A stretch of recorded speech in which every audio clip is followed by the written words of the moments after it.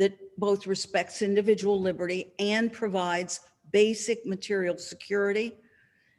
Actually, when we think about freedom, is it even possible to be free if every day is a struggle just to survive? And most important, at a time when we're all recognizing how polarized Americans are, can government safety net policies help unify this quarrelsome and diverse population? You know, social scientists are just beginning to appreciate the extent to which America's really obsessive focus on individual responsibility and achievement obscures the equally important role played by the communities within which we're all embedded.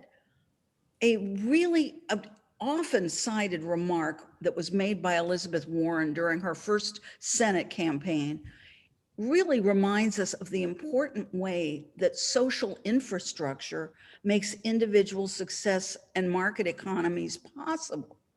She said, "There's nobody in this country who got rich on their own, nobody. You built a factory out there, good for you. But I want to be clear, you moved your goods to market on roads the rest of us paid for. You hired workers the rest of us paid to educate. You were safe in your factory because police forces and fire forces that the rest of us paid for. You didn't have to worry that marauding bands would come seize everything at your factory. Now look, you built a factory and it turned into something terrific or a great idea, God bless. Keep a hunk of it. But part of the underlying social contract is that you take a hunk of that and pay forward for the next kid who comes along." Unquote.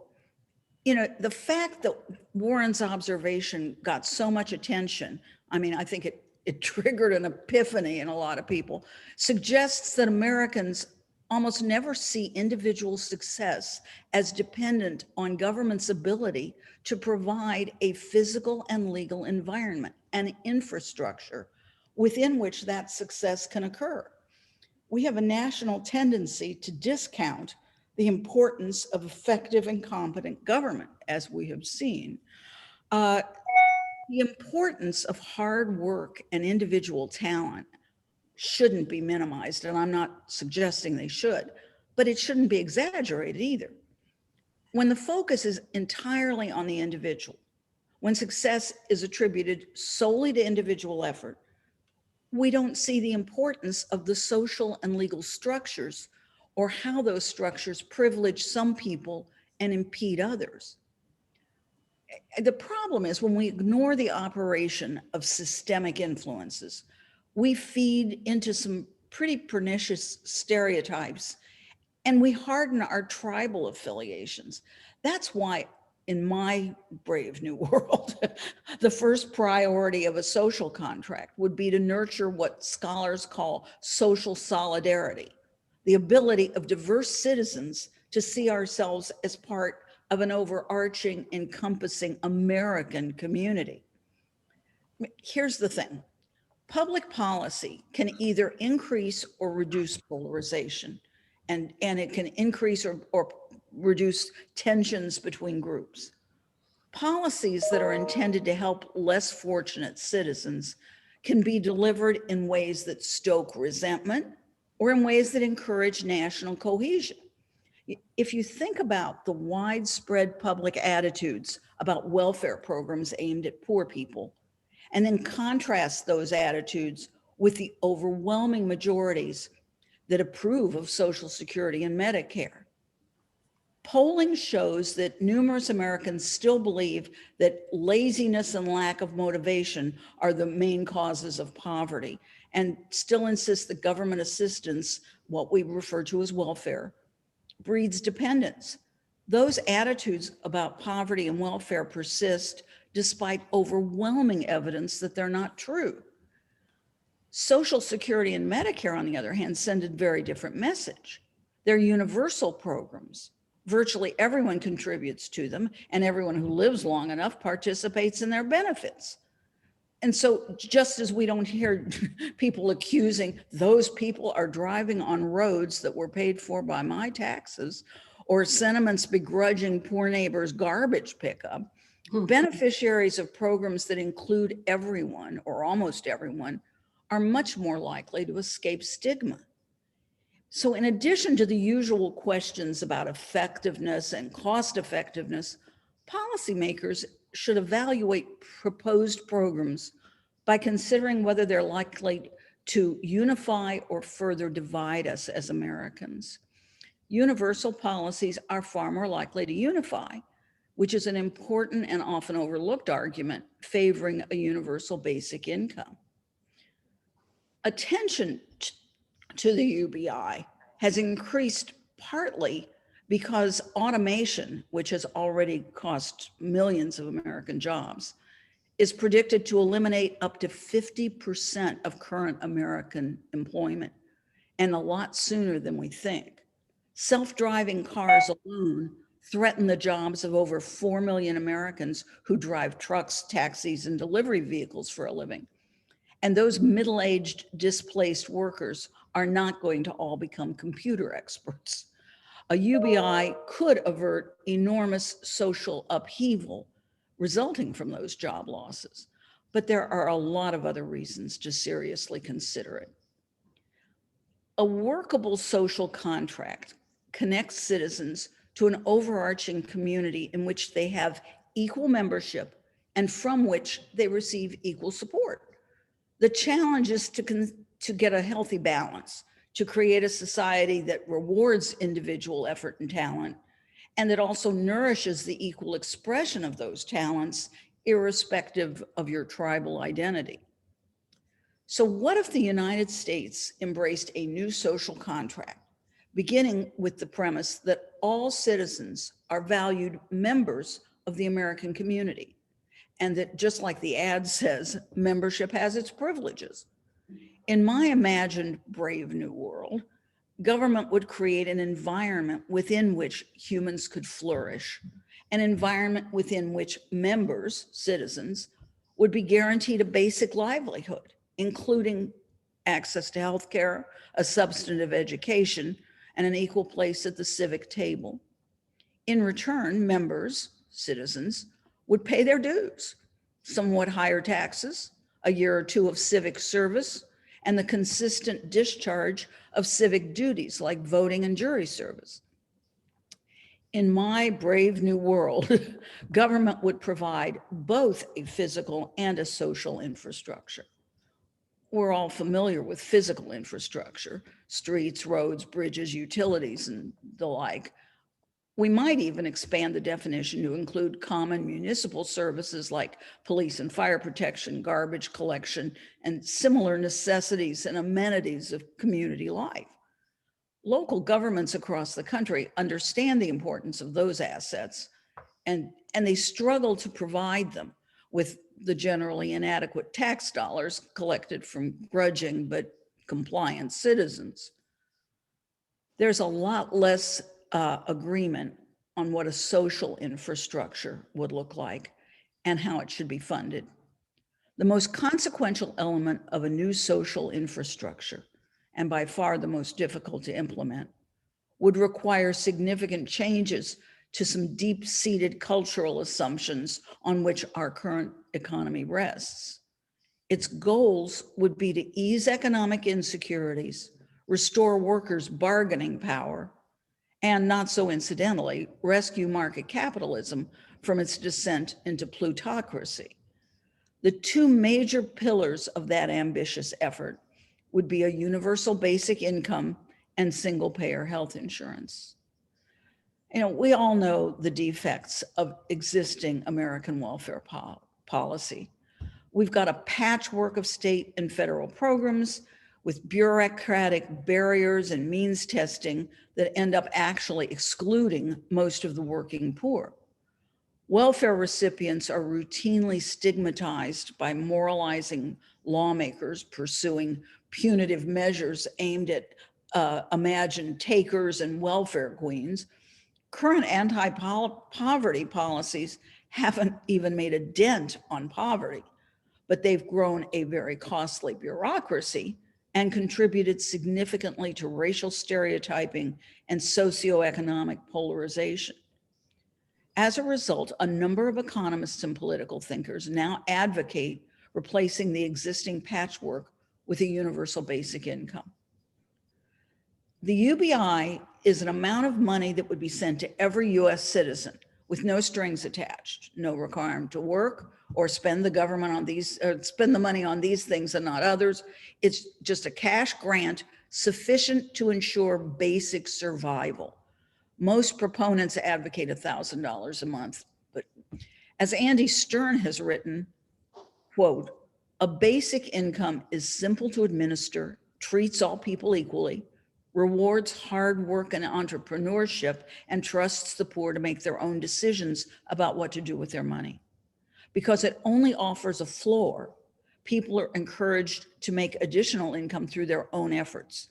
As I like to say, a UBI gives you enough to live on the first floor, but to get a better view, for example, a 7th floor view of the park, you need to come up with more money. Welfare, on the other hand, discourages people from working because if your income increases, you lose benefits," end quote. With a UBI, in contrast to welfare, there's no phase out, no marriage penalties, no incentive to falsify information. Support for the concept is not limited to progressives. Milton Friedman famously proposed a negative income tax, and F.A. Hyatt, the libertarian economist, wrote, again, quote, "There's no reason why in a free society, government should not assure to all protection against severe deprivation in the form of an assured minimum income or a floor below which no one need descend," end quote. In 2016, Samuel Hammond of the Libertarian Niskanen Center, which I recommend you look into them, they're very good. They're not crazy libertarians.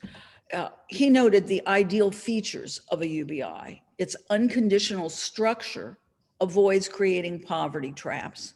It sets a minimum income floor, which raises worker bargaining power without wage or price controls. It decouples benefits from a particular workplace or jurisdiction. Since it's cash, it respects a diversity of needs and values.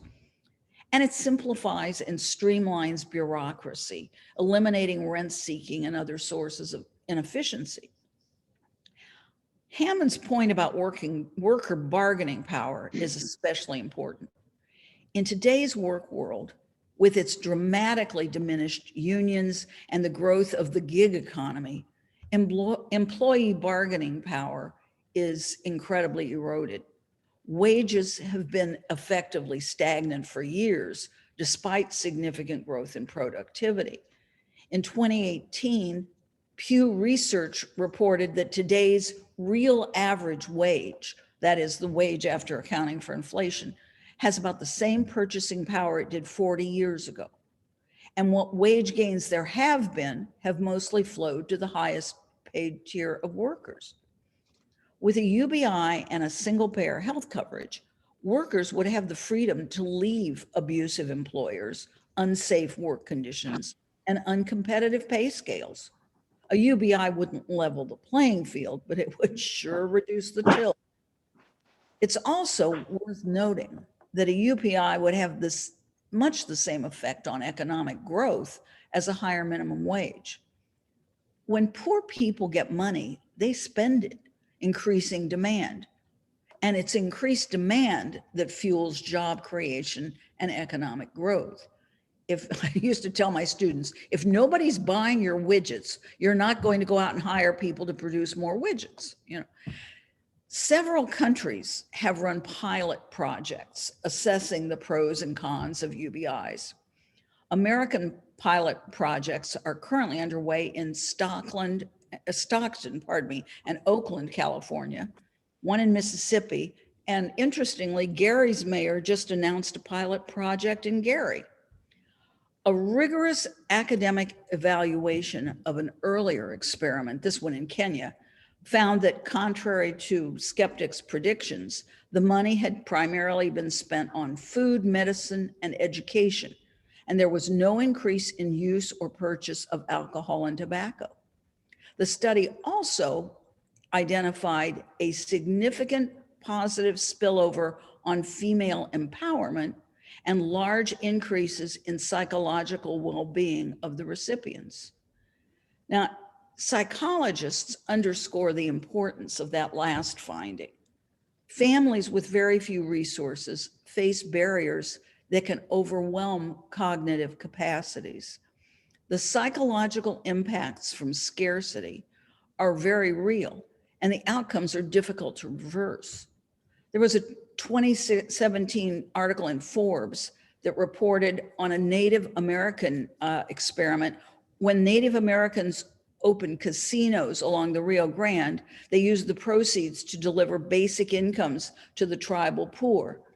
Child abuse and crime dropped dramatically. Being trapped in poverty with the stress and insecurities associated with that is just progressively debilitating. Counterintuitive as it may seem, there's a significant body of research supporting the importance of a robust social safety net to market economies.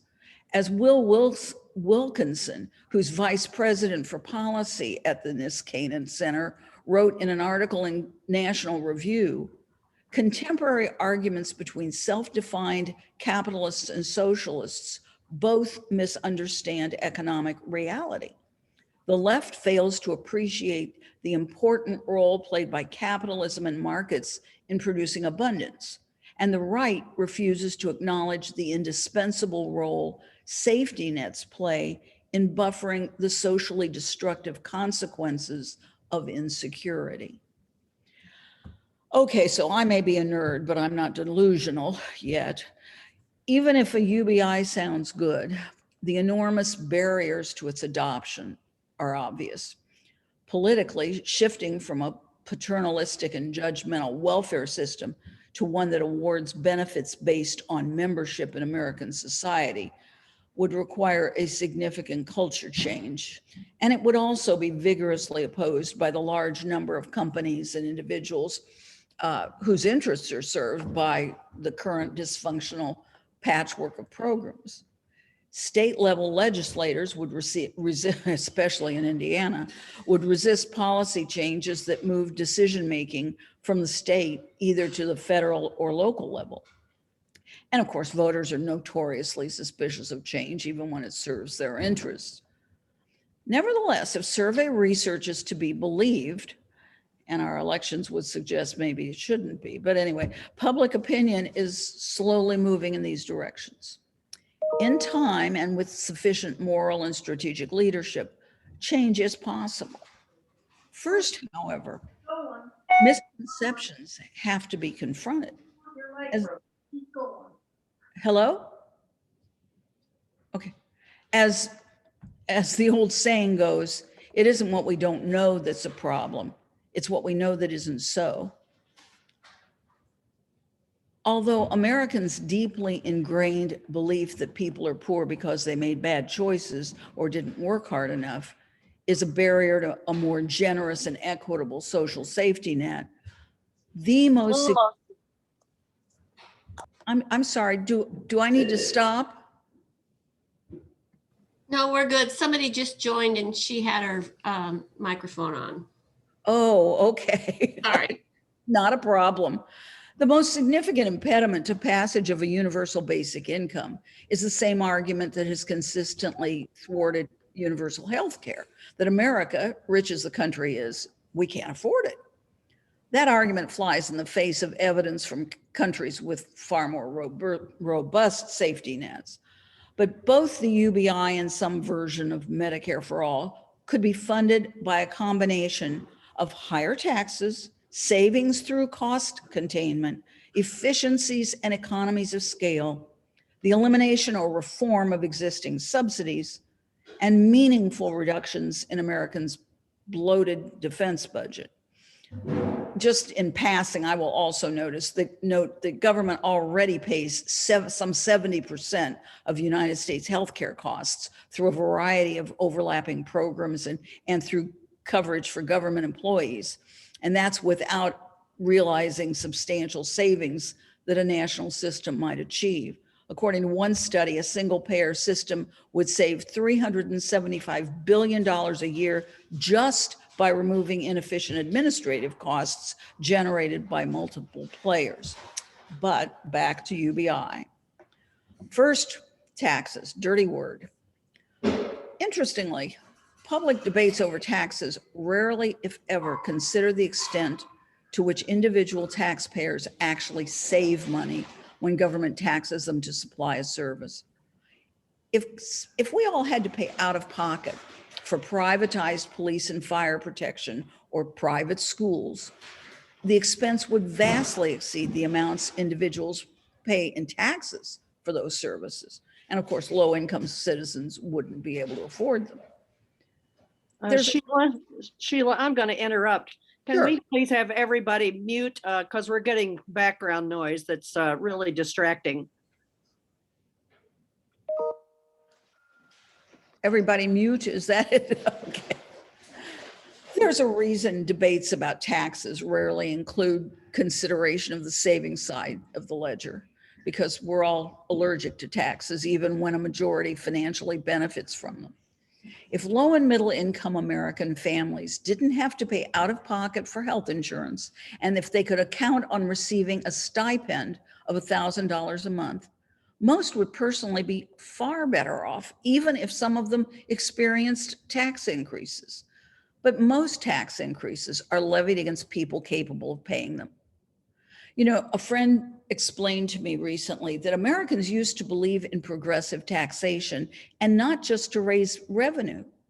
Taxes on the very wealthy were originally conceived as correctives, like tobacco taxes, that should be judged by their social impact as well as their ability to generate revenue. High tax rates on the rich were originally intended to reduce the vast accumulations of money that served to give a handful of people a level of power that was deemed incompatible with democracy. Of course, in addition to reducing inequality, progressive taxation does raise money. Elizabeth Warren proposes taxing households that have over $50 million in assets by levying a 2% tax on their net worth every year. The rate would rise to 3% on assets over $1 billion. Warren's plan would affect just 75,000 households, and it would raise $2.75 trillion over 10 years. Representative Alexandria Ocasio-Cortez has called for raising the marginal tax rate on annual incomes over 10 million. Both proposals reflect a growing consensus that the rich aren't paying their fair share. There's also growing anger directed at the generosity of current tax loopholes that allow immensely profitable corporations to reduce their tax liabilities or escape them. In 2018, Amazon reported $11.2 billion in profit, not income, profit. It paid no tax, and it got a rebate of $129 million. The use of offshore tax havens and other creative methods of eluding payment that are devised by sophisticated tax lawyers is just an ongoing scandal. Both economic research and real-world experiments like Governor Sam Brownback's tax cuts in Kansas have confirmed that, contrary to emotional and ideological arguments against imposing higher taxes on the uber wealthy, high marginal rates don't depress economic growth, and cutting taxes doesn't trigger an increase either in job creation or economic growth. In 1947, the top tax rate was 86.45% on income over 200,000. In 2015, it was 39.6% on income over 466,900. During that time, research found little correlation between tax rates and economic growth. And in 2012, the Congressional Research Service published a research study that rebutted that presumed correlation between tax rates and economic growth. But it isn't just taxes. We need to significantly reduce fossil fuel subsidies, farm subsidies, and our bloated military budget. And we also need to stop subsidizing the shareholders of immensely profitable companies like Walmart and McDonald's. If a UBI allowed workers to cover their basic essentials, taxpayers could stop supplementing the wages of low-wage workers. A Senate panel recently reported that nearly half of the workers making less than $15 an hour currently rely on public assistance programs, and that costs taxpayers $107 billion every year. Climate change is already affecting America's weather. It's increasing the urgency of efforts to reduce carbon emissions and increase the development and use of clean energy. But the United States still spends $20 billion a year subsidizing fossil fuels. That includes, and this just pissed me off, that includes $2.5 billion a year specifically earmarked for searching out new fossil fuel resources at a time when development of those resources is arguably suicidal. Permanent tax breaks to the fossil fuel industry are 7 times larger than those for renewable energy.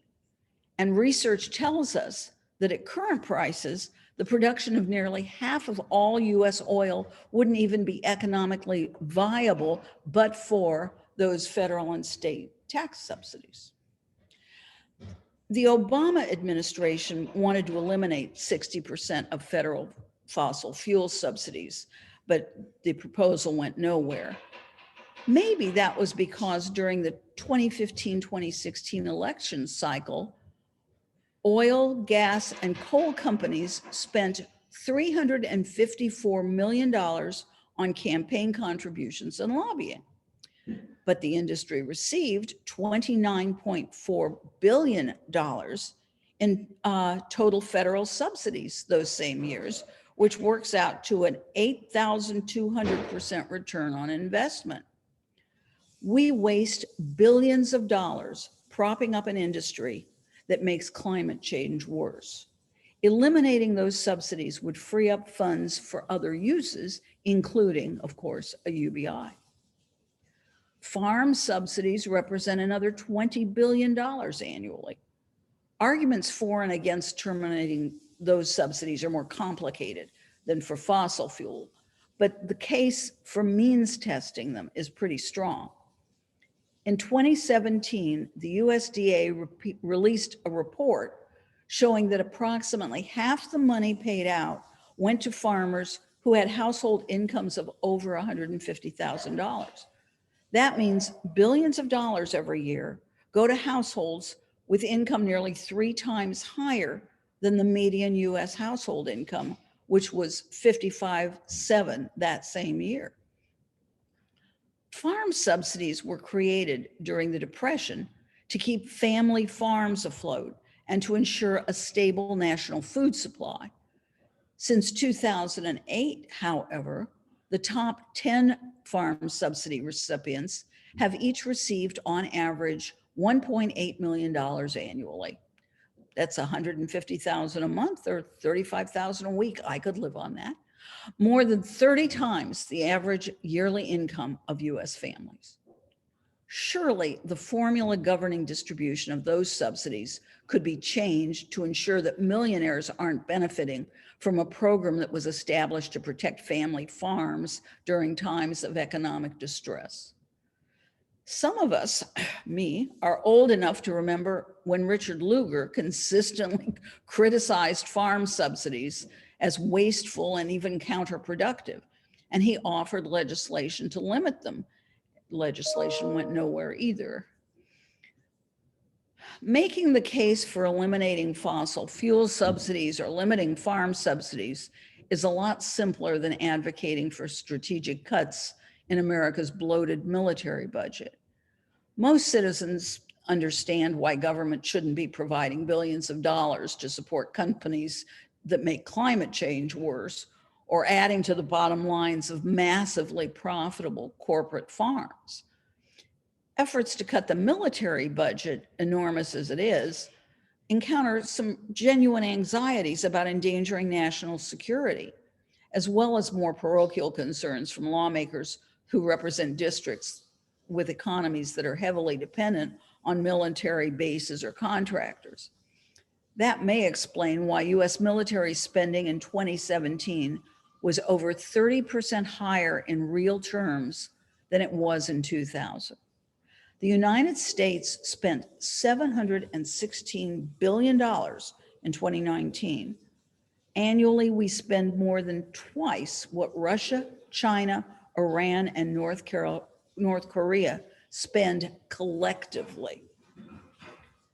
Critics of the military budget make three basic arguments. The budget's much bigger than threats to US security require. Very little of the money appropriated supports efforts to fight the terrorist groups that pose the real threat in today's world. And the countries that might threaten American interests militarily are historically few and weak. Russia, for example, has an energy-dependent economy that's roughly the size of Italy's. According to America's intelligence community, Russian efforts to destabilize us are made through social media, which we've noticed, assaults by bots, and hacks into vulnerable data repositories, not through military action. Bottom line is, we appear to be supporting a military establishment that's prepared to fight the last war. Several experts argue that the US could safely cut the military budget by 25%. Well, I think we should be addressing these issues anyway, but when it comes to paying for a UBI, there are a number of other ways it also might be funded, including cashing out most of the existing 126 welfare programs that are currently costing taxpayers $1 trillion a year. The UBI would make most of them unnecessary. America's problem is a lack of political will to confront the special interest groups that are currently feeding at the taxpayer trough, not a lack of realistic funding mechanisms. Okay, well, a girl can dream. I'm happy to answer any questions.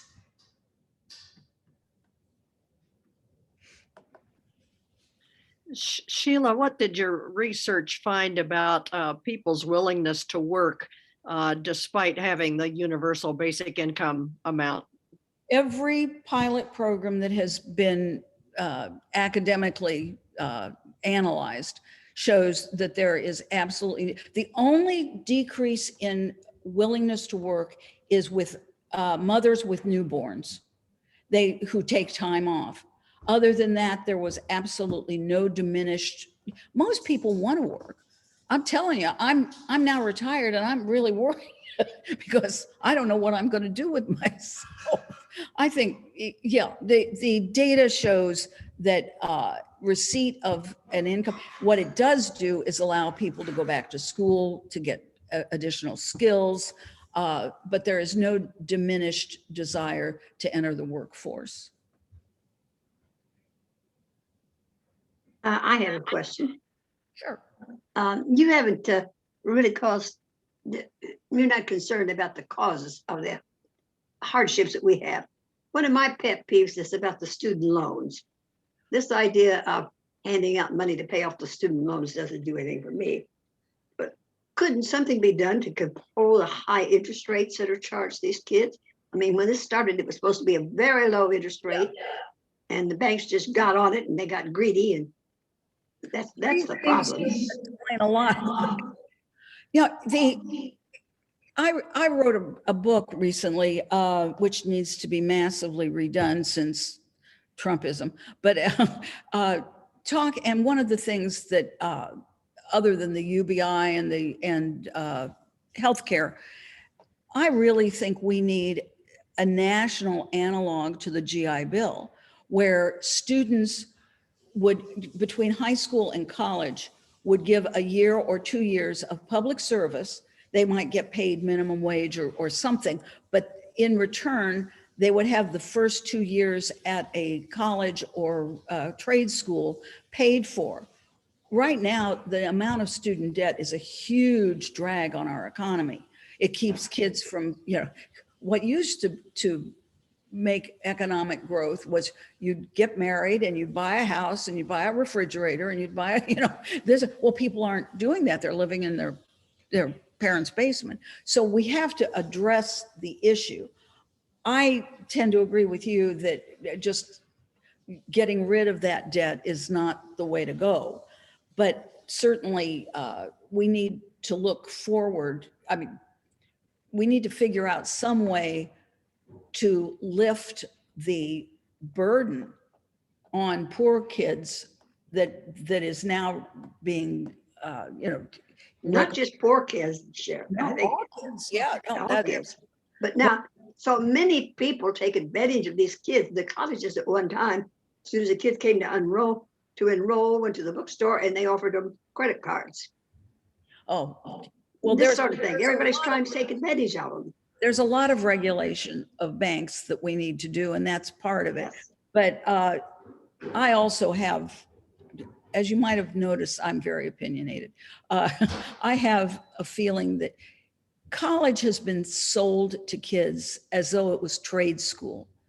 I'm all for trade school. I'm all for teaching people to be productive in the economy. But education is not learning a trade. Education is education.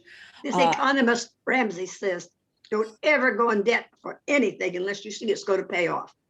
Yep, that's bullshit. No, what do you mean? No, I mean, why go to college and borrow money to study theology? I think if theology is what you're interested in and you need to take on some debt, fine, that's education. But in order to, telling kids, well, you get to a better job if you go to college, those are the ones doesn't who were work. in my classes totally uninterested in learning anything that didn't go immediately to the bottom line. We need to rethink what we mean by education in this country. I went to school on what was called a student defense loan. Anyone remember those? Yep. They were very low interest loans. This was 1966. Very low interest. And if you taught like in a low income area, or if you went and served as a doctor or a nurse or whatever in a underserved area, for every year that you did that, you had money forgiven from your loan. And both my husband and I took advantage of those loans to finish school and to go into areas that were underserved, which was an education in itself. And I must say that there's no reason why we can't have programs like that. Right. Definitely, we kind of did 2 years of service in terms of having our education loans reduced because we were serving in very underserved areas. So I'm just saying there's no reason why we cannot have that program. We had it before. We often forget that during World War II, we had the best child care all over this country while women went into the factories and did munitions and every other kind of job that freed men up to go fight. And a lot of women went overseas too to free up men. They were drivers, they were mechanics, they did all kinds of jobs. And as soon as that war was over, that excellent regulated childcare dried up and you were on your own. And that has been a real burden on our society ever since. The reason I absolutely agree with everything you said, and there are many ways of rewarding public service, and that was one of them. But I think what I have finally figured out, it took me a long time, is that the kind of ratcheting back from those kinds of public programs was based on misogyny and it was based on racism. And Absolutely. that explains so much more than I ever realized it explained. Yep. Well, Rosie the Riveter needs to go home and get pregnant, you know. Well, and I understand, Jill, that service program still exists, but under the past administration, Betsy DeVos turned down 98% of the applications to get relief from people who had worked as social service workers and teachers and firemen and policemen. They were turned down. So let's hope that gets turned around. But that program's still in existence. It's We just need- it's not really applied in terms of the low cost loans. That's Oh, the no. problem. And it's not just That's low been going on cost. for a long time. And that is really sad because those loans can make a whole difference in Oh, somebody's yeah. life. Well, and it's not just interest, Jill, it's the changing banking habits of, they will offer, like, let's say you lose your job and you're on unemployment. They'll let you postpone all interest payment. They'll let you put your thing on hold, but then the interest keeps building and building. So students who started out with a $5,000 student loan end up with 15, 20, 25,000 because of these great things, and interest keeps building. Well, if I'm not a religious person, but if there is a Satan, its name is Betsy DeVos. Oh, no, Well, there were look out. plenty of evil people in the past administration. Let's face it. Let's give Steve Miller some Oh, kudos for putting kids in cages. Oh. Let's be honest. Almost everyone appointed was unqualified and a disaster to American life. I used to say that this was an administration that was equal parts mafia and Keystone Cops. Yeah. It could have been worse if they had been more competent. Yeah. Oh my God, yeah. That was the only thing that saved us at all. Yes. They, how many, Wilbur Moss or Ross or whatever his name was, tried to destroy the census, which would have, and the problem was he didn't follow any of the rules for doing anything because he presumably didn't know that they were there. And that saved us. I mean, yeah, incompetence was the only thing that we had going for us. Okay, getting back to my pet peeve though, we get something like when the student loan went in, it was to help the young people, right? Right. To Then it was them. to help banks. Everybody jumped on it. How can we make money out of it? The banks, but then we also had all these pseudo schools popped up that didn't amount to anything, and they got the kids to borrow money and go to them, and then they folded up. And just one thing after another like this. It's the same way. I can remember when hospitals only cost like $32, $33 a day. Of course, things have changed with all that, but when insurance started covering it, then the hospitals raised their fees. When they raised the fees, insurance covered more gradually. And it was just kind of a cycle. Everybody's trying to get on it all of the time. And it seems like any program you come up with, people are saying, how can I make money off this? One thing we need to do is have a rule that government-backed loans may not be used at private For universities private living, yeah. or Yeah. for profit. pardon And me. they encourage people to That- do that. Yeah, Right.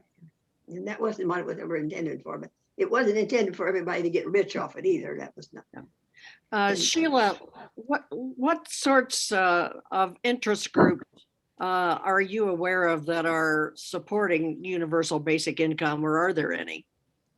I know that there are. I'm not really sure what, I couldn't give you a list. I mean, I think probably Dr. Google could answer the question, but Would you have any control over people that just throw the money away? I mean, neglect their children and so on and spend the money on alcohol and stuff? all of the studies show that that doesn't happen. Now, are there people right now who are doing that? Sure. Yes. But There there's no increase under, and in fact, according to that one study, child abuse and those sorts of behaviors diminished with a UBI. That was the people the Native American group that took its winnings from the gambling and gave a standard income to low-income Native Americans, and those behaviors decreased. They didn't increase. I know they said in these third world countries, we go in there, give the money to the women, then they'll do something with it. They do have an income. You don't find the child abuse problems that we have. I mean, we put so much pressure on families and especially single moms that it's unbelievable that any of the kids make it into school. Yeah. Yeah. Sheila, is there a suggested amount of UBI? Because before you talked about $1,000 a month, and to me, $1,000 a month in New York City Yeah. would go Yeah. a lot less far than $1,000 a month in a small town. I mean, shouldn't there be some type of And indexing it to the local cost of living? cost of living, that's certainly possible. I'm no expert on this. I'm just reporting that typically that's what people are talking about. Although the Gary mayor who announced the pilot program is talking about $500 a month. So, it's the same thing with the raising of the minimum wage. I think most people, sane people, understand why it needs to be raised, but there's a really reasonable debate about whether $15 an hour in Seattle is very different from $15 an hour in Kokomo or wherever. So, the first question is, do you do something? And then the second question is, how do you do it in a way that makes sense and isn't wasteful and that sort of thing? Oh, okay. I Thank you. have no idea.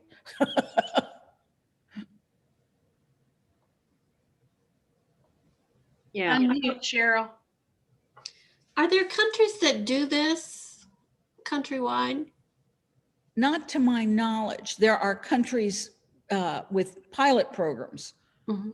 and the only time I'm aware that it came up for like a national vote was in Switzerland, and it didn't pass. So we don't have a whole country. On the other hand, if you take a look at the Norway, Denmark, those countries Yeah. have such a robust social safety net. College is free, healthcare is free. Mhm.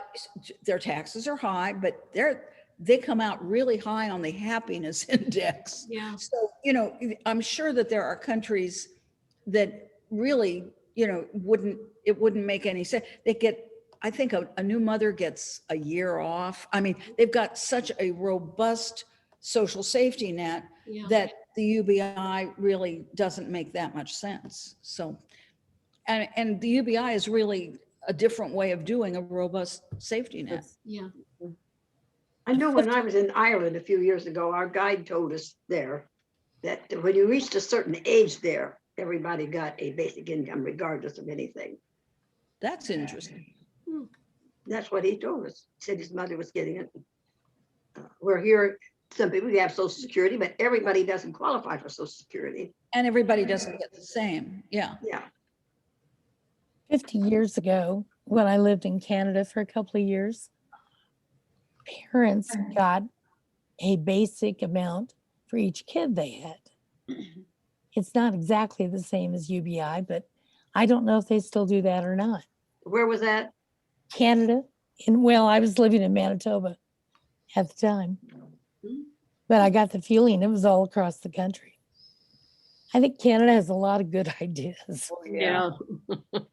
Number one, like not shooting each other just because you have guns. Yeah. No kidding. We're going to have, everybody can have a gun with no permit, see, here in Indiana, so that I think they need to get rid of the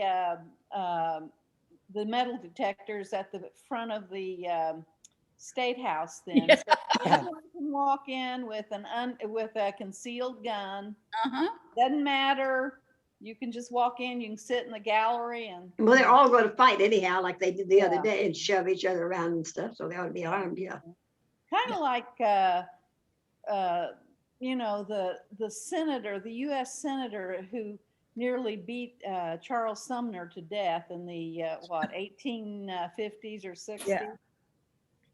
prior to the Civil War. Yeah, He just used a cane, didn't he? it's just unbelievable that we want to go back to that kind of behavior.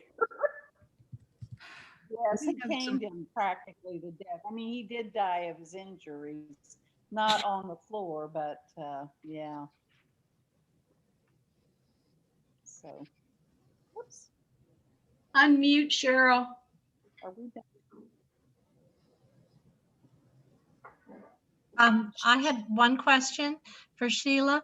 You referenced an author named Hammond, but I didn't write fast enough to get his first name.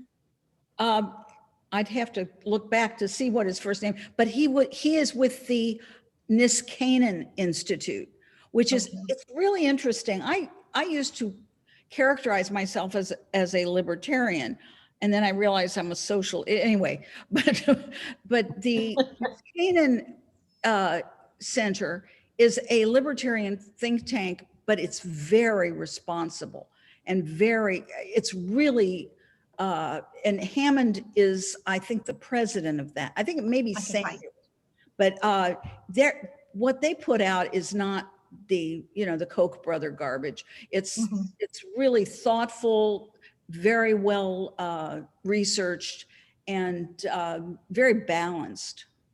Is that spelled Canaan as in the, is, Niskanen. oh, could you spell that again, please? Niskanen, I think. Thank you. Thank you so much. On my blog, I have posted this talk a little bit longer, but not much. And it's in there, and his name is in there too. So, Thank you. well, Well, and I believe Peggy has made arrangements to record Sheila's presentation so that we can share it with other folks and go back. I've been taking notes too, and couldn't always take notes fast enough, but there was so much meat and substance here. I really appreciate it. Are there any more questions for Sheila? Well, Sheila, thank you so very much. I really appreciate it. Thank you. Thank you. thank you for asking me and saying nice things about me that weren't true. So, I'll see y'all. Okay. Cheryl, you need to unmute. Cheryl, you need to unmute.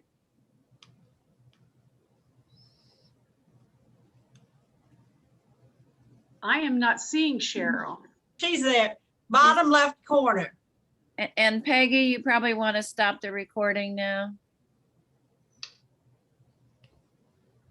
It has a red line through it, Cheryl. Bottom left of your screen.